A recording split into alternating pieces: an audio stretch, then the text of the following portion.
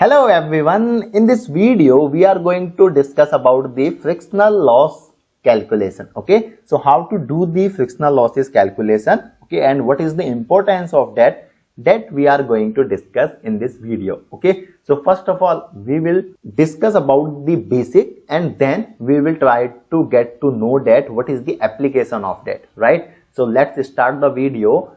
So when I talk about the frictional losses, so frictional losses mainly occurs in a pipeline system due to bend, due to the piping accessories which we use in a pipeline, okay, and it is mainly depends upon the type of flow characteristics that is taking place in a system, okay, means whether which type of the flow that is flowing within that pipeline, that is very important. So to find out that, Osborne Reynolds and Irish born scientist did a experiment, that is a Reynolds experiment, which is known as the Reynolds experiment. You can also check it out, that video in our playlist as well, okay, and he cracked it, okay. That's why we calculate the Reynolds number when we solve the frictional losses calculation, okay. So what was that Reynolds number, okay, and he classified that flow characteristics in mainly three parts. The first one is your laminar flow, the second one is your transition flow, and the third one is your turbulent flow, right? So we are going to discuss about the each flow one by one. First of all, laminar flow. See, this is your laminar flow,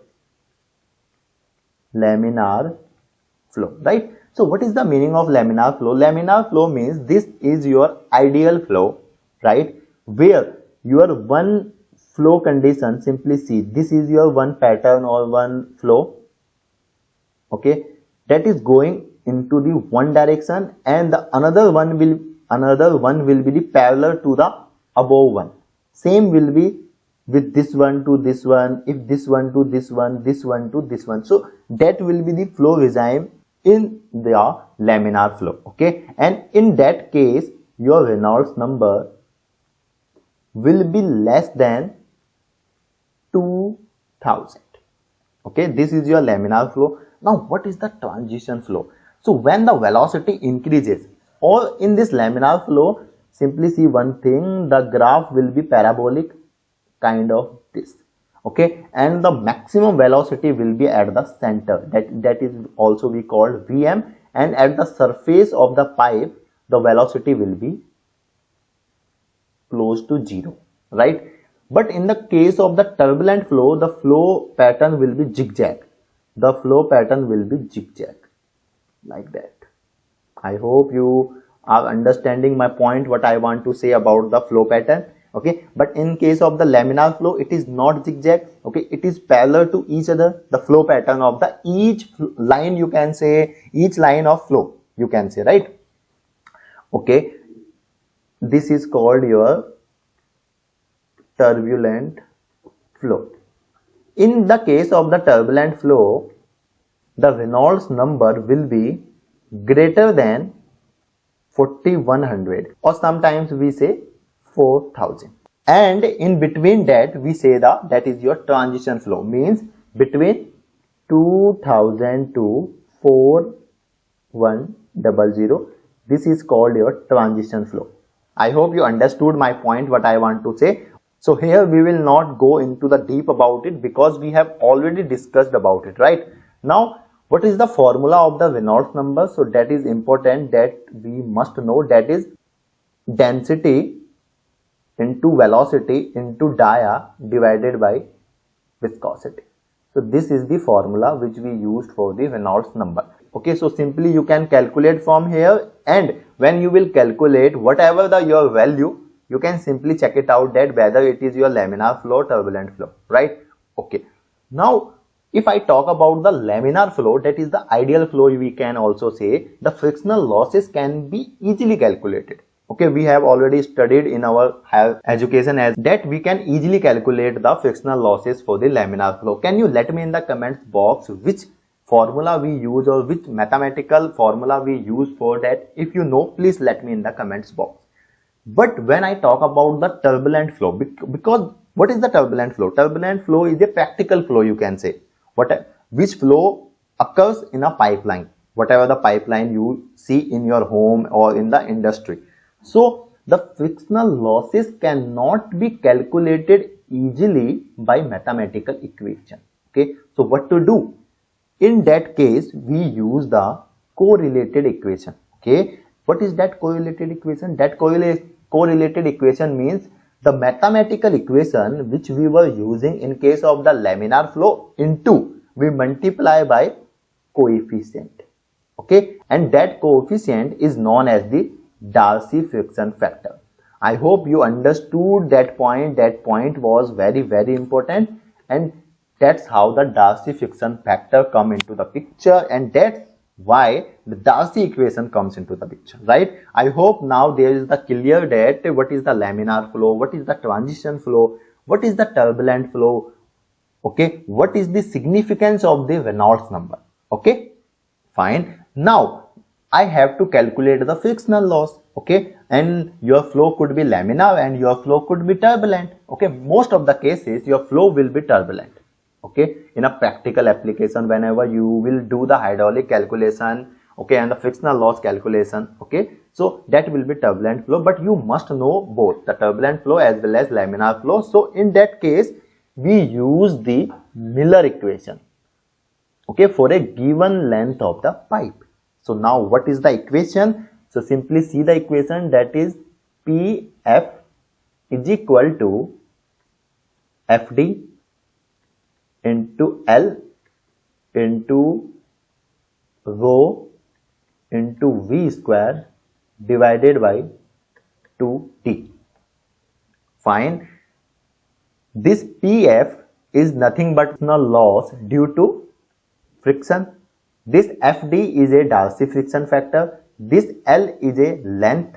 This D is the dia, and this V is the fluid velocity, and this rho, this is rho, is a density of the fluid. Okay, and that's how you can calculate it. I hope the point is clear to you. Okay, so here the one thing which you must know, that the value of the D you can easily find. Okay, the velocity you can simply consider by the line sizing. The density you know because you know the flowing fluid. Okay, how will you calculate this length?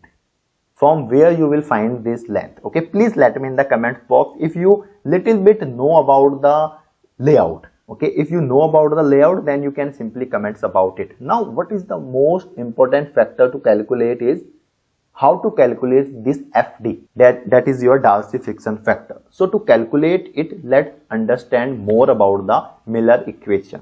So for laminar flow, that Darcy friction factor can be easily calculated, and you know that the formula, and the formula is your FD is equal to 64 by RE. Okay, this 64 is constant and this RE is your Reynolds number. Okay, but for turbulent flow it is not easily calculated. Okay, what? Your Darcy friction factor. For that you will have to refer the Moody's chart.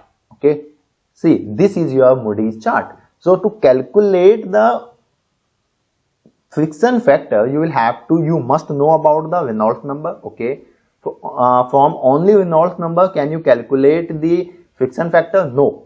What other terms you must know? That is relative roughness. Okay, now what is that relative roughness? So let's understand about it, right? So the formula of that relative roughness is nothing but the K by D. Okay, so first of all you will have to calculate that relative roughness. Okay, and in our upcoming video when I will show you the one practical example, then we will calculate this relative roughness as well. Okay, and this is the formula of the relative roughness, where this K is the relative roughness, which is the average height of the pipe internal surface. Okay, and I will simplify this as well, and this D is the dia, the internal dia, right? Now if you will see from this equation, so this relative roughness of pipe varies with the diameter. Obviously when you will increase or decrease the dia, your relative roughness is going to be changed. Okay, as well as the type of the material, like whether you are using the SS, CS or MS, and the age of the pipe is also very important, right? Fine. Now let's see the Moody's chart. So in this Moody's chart, what you have to do? You have to simply calculate the Reynolds number. You have to simply calculate the relative roughness. Then you have to go like that and you will find out your frictional factor that we will see how to calculate in our upcoming video. I hope here you have the rough idea about the what is the Moody's chart, what is the base of the frictional loss calculation, and where we use that frictional loss calculation when we use the hydraulic calculation.